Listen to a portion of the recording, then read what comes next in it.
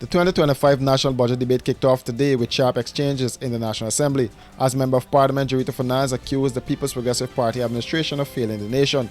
In her opening remarks, Finance, a vocal opposition MP, expressed her disappointment with the government's policies over the past years, particularly regarding the management of public funds and the administration's handling of key sectors such as education, health, and infrastructure. Inflation numbers are showing that the purchasing power of our dollar is significantly less than it was in 2019. And yet, this administration is not taking inflation into consideration when adjusting wages and salaries and pension. Budget 2025 is now proposing increases in pension of 5,000 Guyana dollars and increases in public assistance of even less, 3,000 Guyana dollars. With a budget of $1.382 trillion, there is no adjustment to minimum wage mentions.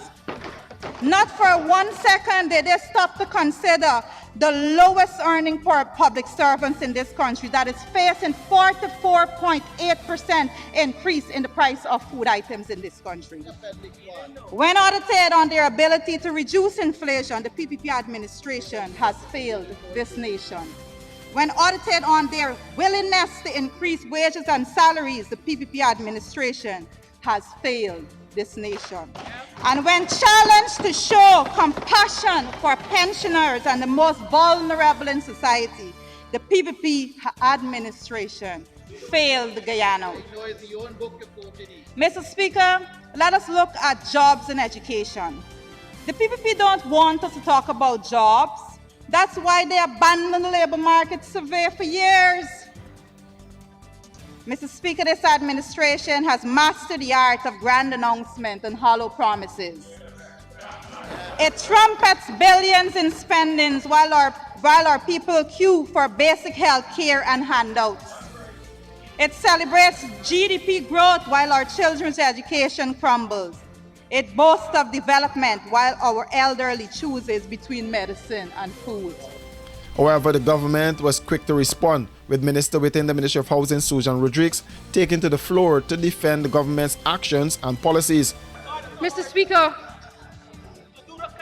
this budget was presented a week ago, and I struggled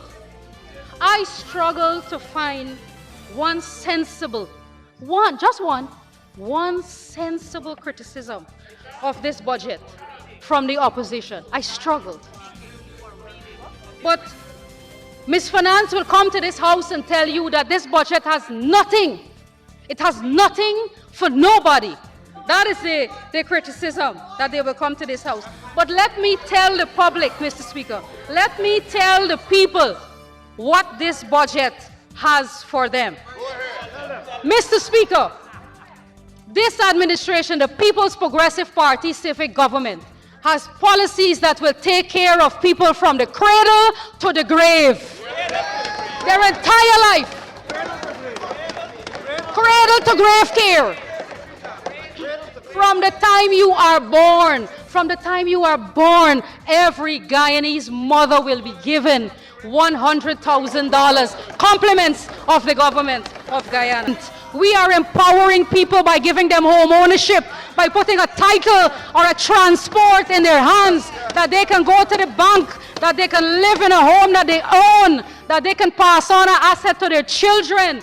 This is how we are creating wealth among ordinary Guyanese people. And this will allow people to lift themselves out of poverty because of the conditions that we are creating through our policies. This is how the culmination of all of these programs, policies, projects in all of the sectors is how you reduce poverty and unemployment and inequality, and you usher in a period of prosperity for the people of our country. With more MPs scheduled to speak in the coming days, the debate over the 2025 national budget is expected to intensify.